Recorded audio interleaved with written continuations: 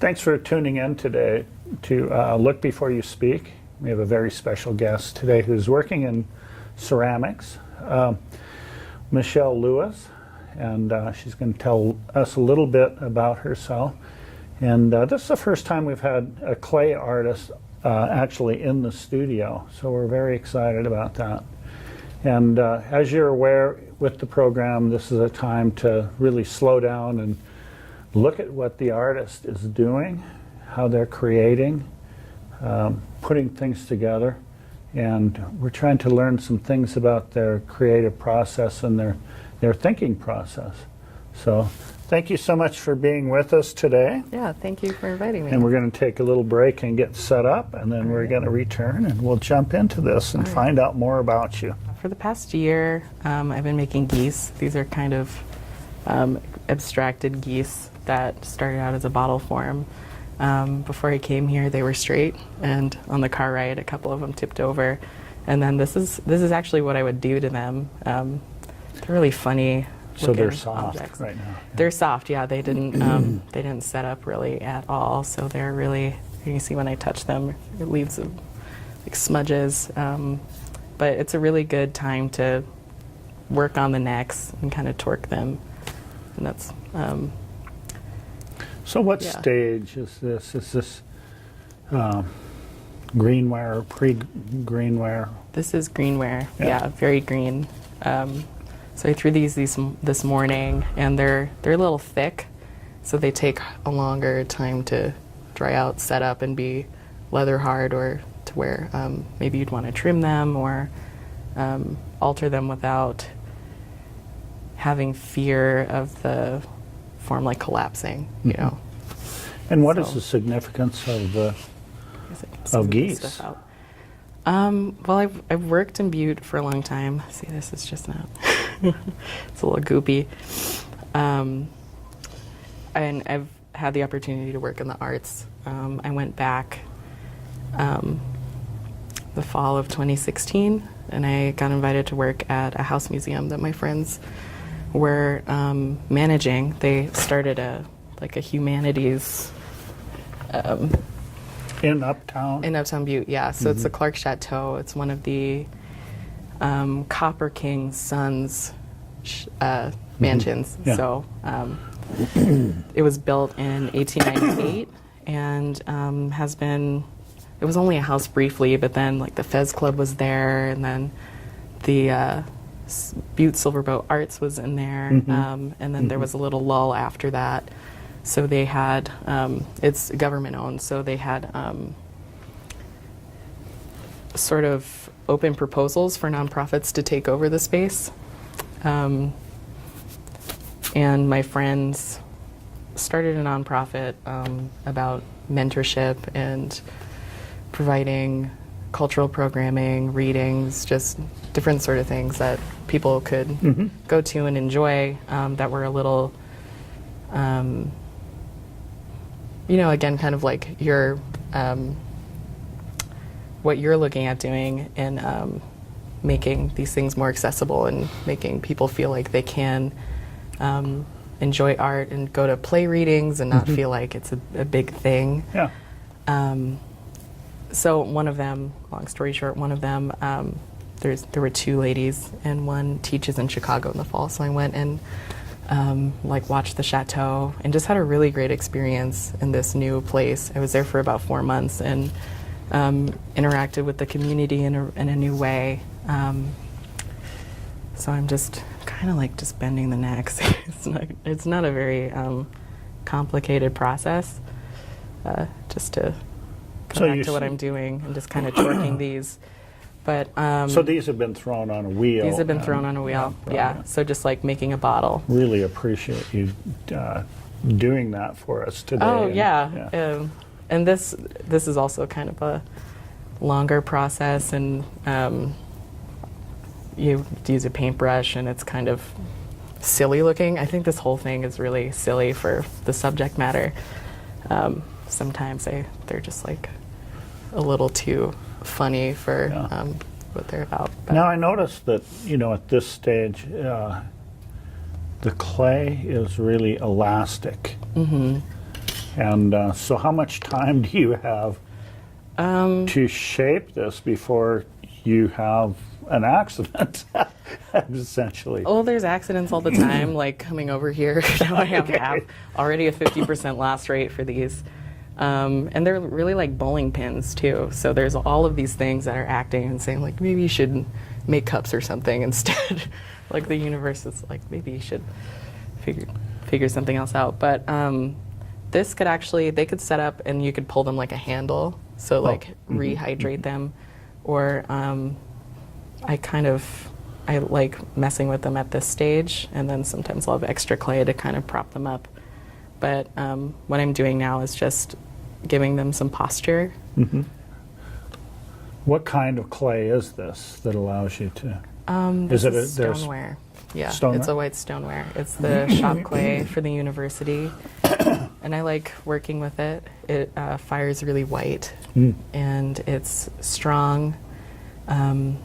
You can throw, I usually throw really soft clay, and then I take a lot more than I'll need, and then just trim excess, because when you're throwing something like this that's really vertical and wobbly and you know, just kind of a strange form, I like to have it really heavy on the bottom and then cut it off. Just for stability, but it's really easy to work with. Can I touch this? Sure, yeah. It's really, they've gotten a little they've gotten a little messed up in the car. But there's a lot of sanding and a lot of sure forming after. Dry. Yeah, once they dry, and I'll fire them and then sand them some more. Yeah. So that's a lot of the process. But yeah, I was in Butte 2 falls ago, and that's when that huge flock of geese flew over the pit and landed, and 3,000 of them died. They just about disintegrated. Wow. Yeah, and that happened about 20 years ago, I believe, and it wasn't as much of a devastation. But they did like the hula on the pit. Yeah. And after this, there wasn't really, oh wow, that's embarrassing. Broke its neck. These are probably not going to be a final product of geese, but there was a lot of outrage, and it was just kind of like it turned into a thing that was just on like CNN. Concern for what's going on. It was concern. There hasn't been. It's taken a while before.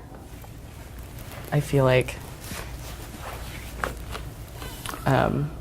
There was widespread response. It was more like, oh, this crazy thing happened that you would see on newspapers or like international news that like acid pit swallows up 3,000 geese, and then nothing really came out of it. But there are really good people in that community that I think are working really hard to try to take care of it or try to reconcile some of the environmental damage from mining, and that's just out, like mine tailings that are just out and are in people's yards, and like near the college. There's just a lot of like toxicity that people are living with, and it took something like this for residents to become outraged and see like, oh, this actually is toxic. It's like there's no evidence of these animals being in there. Once they landed, then it just kind of ate them up. It's kind of a little rant, but so that's why there's geese. Yeah. Out of this tragedy, you've been inspired to make art about that. Yeah. Okay. Yeah. And I'd made pots for a while, but I hadn't really done anything that I would consider art making. Now that I'm in art school, that I understand kind of what that means, and not just maybe making something cool just for the sake of it. Which, I mean, there's different goals for art making for everyone. Many of those artists at the very same time respond to the random information in their world. Yeah. So it's not always a polemic, but most artists or many artists do juggle different kinds of expression all at the same time. Right. You know, I've found that to be true. And I think when you look at, you know, Goya or Picasso or even Hannah Hoke or, you know, or, you know, Mary Cassatt. I mean, you think of people who are have a clear message that they're trying to express. At the same time, they're doing other things, and creativity's coming out of them in different ways too. Yeah. I mean, Goya was doing portraiture, for goodness sake, when he was doing, you know, also the disasters of war. Right. So, I made a goal of 100, which is actually really hard.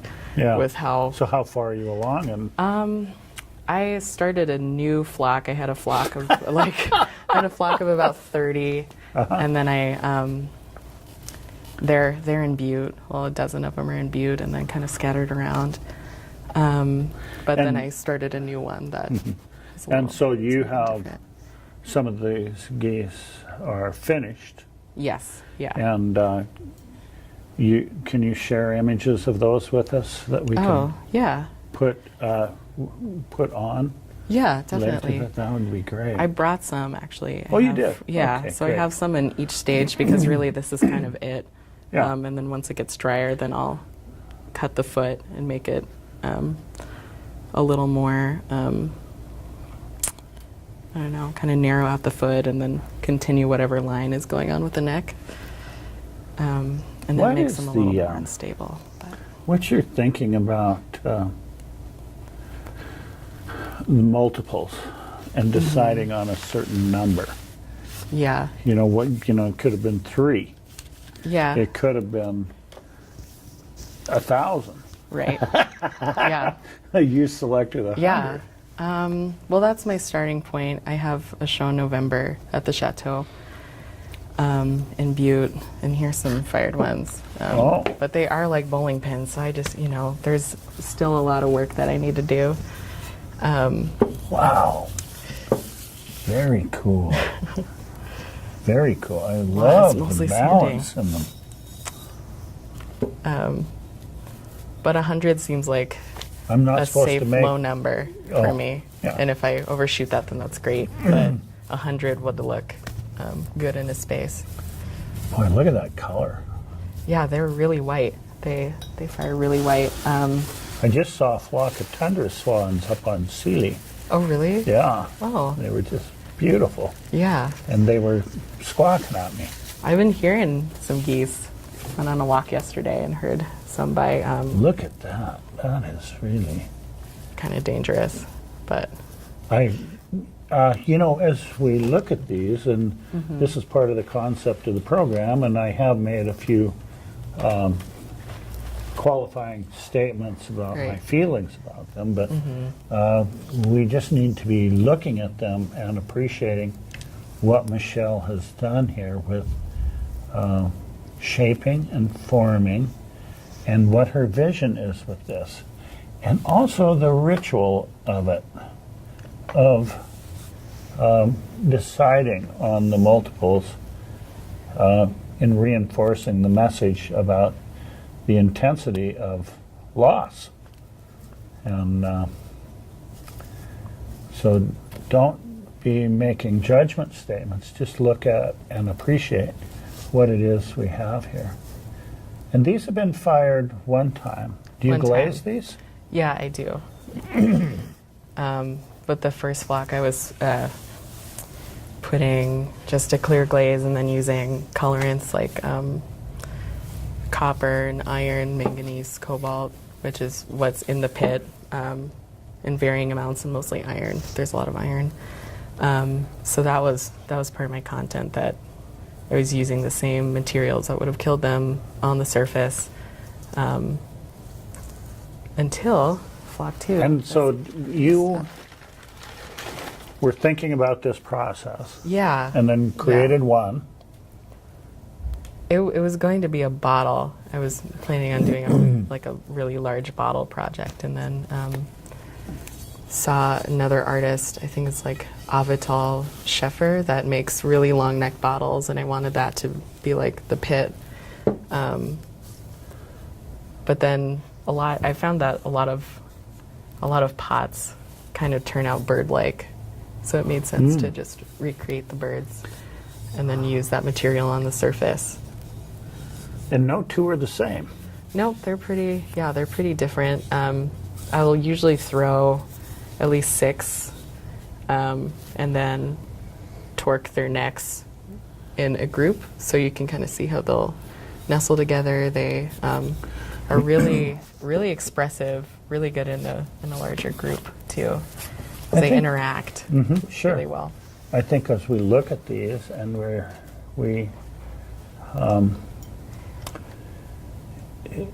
we should be thinking about how each one is.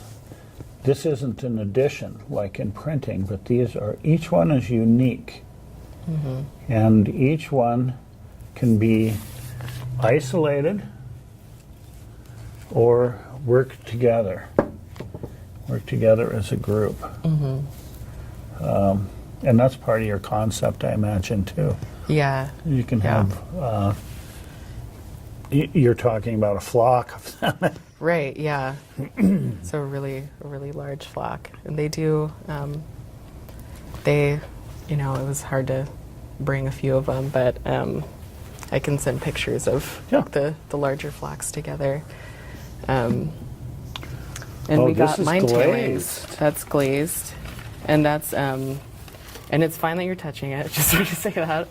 But those are mine tailings that are from like the northwest side of town. So this stuff is just out, and it's really active material. It's like heavy metals that are just out. But when you fire them, it's just like firing any other, it's the same stuff. So it's it's inert right now. So you're going to have a show in Butte with these, and can you talk a little bit about your audience there? Yeah, it's a lot of people I know. Yeah. Yeah. So people in the community that are living through these issues, right? Yeah, are going to come, and they'll immediately be able to see what you're working on. They'll. So it doesn't really take much out of the imagination to see what your narrative is. Really, yeah, it's pretty direct. And especially there, I haven't really shown a lot of people in Butte this work, but having worked in the arts there, it's just a lot of people that I've interacted with and known. I can't imagine people would travel for the show, or anybody who wasn't at least a little bit familiar with the story with the geese would see them. Even then, just like, I feel like the way that I describe the work or my statement's very direct also. It's just, this is what this is. This is, there's not a lot of, I mean, of course, the viewer can interpret works however they want to, but just the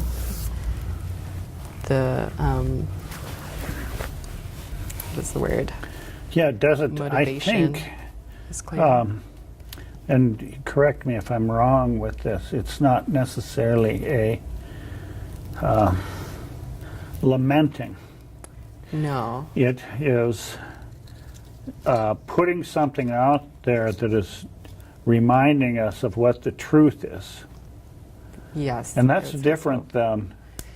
It's so easy to lament and preach. And I did not want to do that because, and it's hard to, I think the way these things look makes it really difficult to create like a very sad environment or something that makes you feel bad afterwards. That's the last thing I want to do.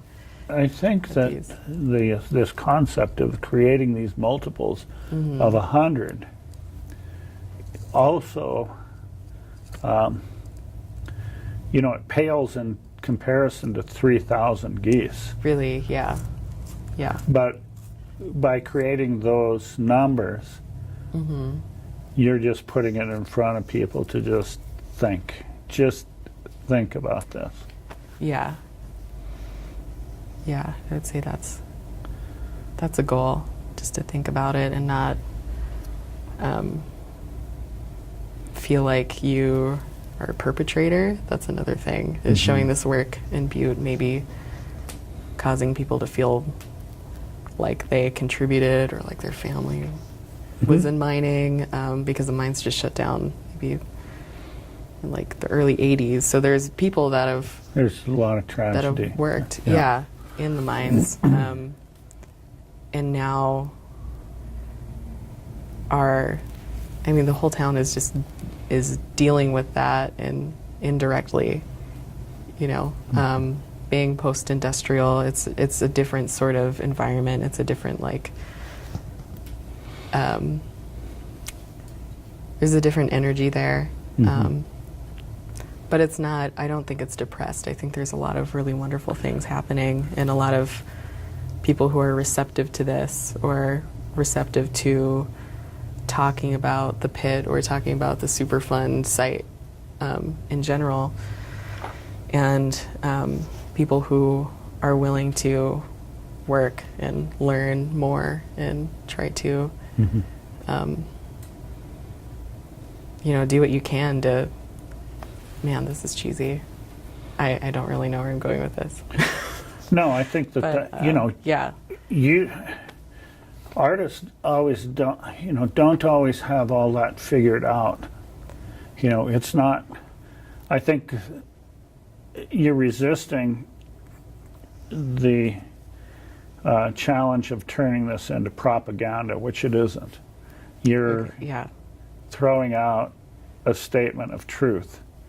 And I think artists often are just seekers of truth, what the true idea is. And look at this, and look at, these are the remnants of the tailings. Yeah. Yep. And this is the shape of these wonderful animals that have lost. So. And then when is this exhibit? When does it come out? It's in November, so I have some time. Okay, so you have a bit of time. Yeah. And do you feel you're going to show this elsewhere in Montana? I don't know. I'm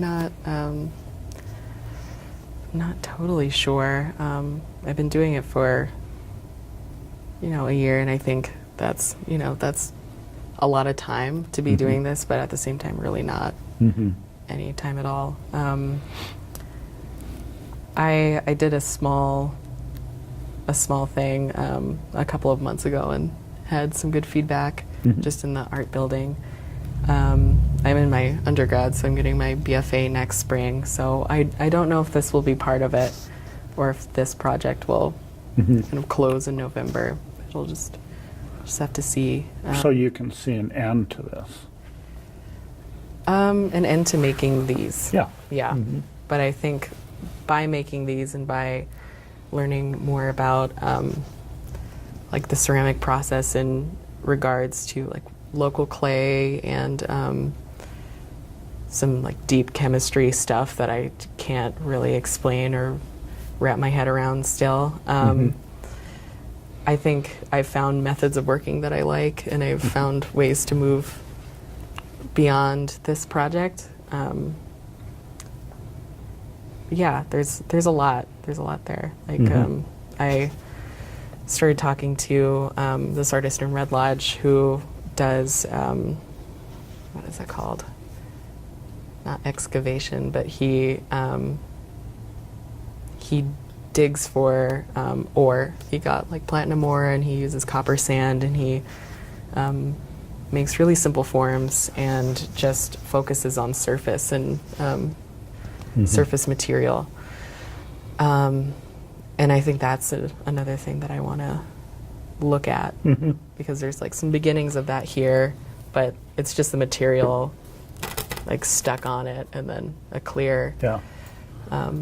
There was an artist in Montana who went to Anaconda Copper and got the minerals from them for his glazes. And his name was Branson Stevenson. Branson Stevenson. And when you look at some of those, there's like bright yellows, and I'm assuming, I don't know this for sure, but Yeah. some of those glazes were probably had lead in them. Probably, yeah.